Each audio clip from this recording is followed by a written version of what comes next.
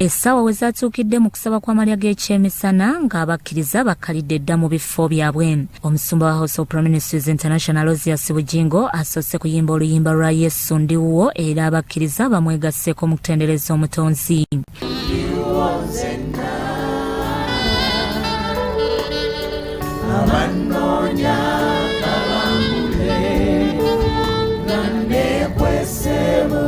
Yeebazizza abantu okugumira enkuba n'omusana wakati mu kunoonya Katonda era yabasabidde okukutula ebyagaana.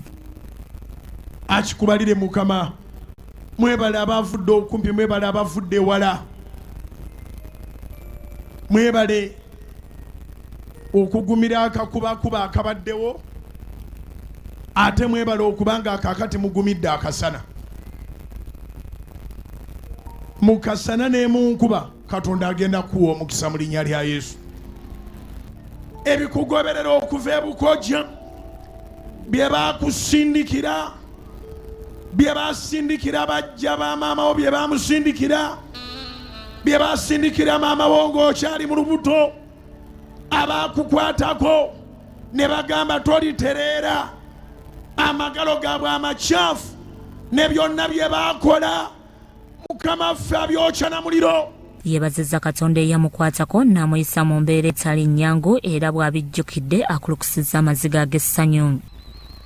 Bassebo ne bannyabo neebaza Katonda okundabisa amaaso ag'ekisa, naddira nze gwe baagamba nti embwa zinsinga, amawanga gakuŋŋaana, amawanga gawuliriza, amawanga gasumululwa, amawanga galokoka, amawanga gawonna. Yebale! Alambisa abayita mu kunyoomebwa n'okusoomoozebwa obutaggwaamu ssuubi. Nali mpulidde abantu bangi nga babavuma, nga n'abavumi mbalabako, nga bagamba laba nnoono atunulanga Katonda gw'atafaako. Nina amawulire amalungi, ne bwe babanga balowooza takufaako.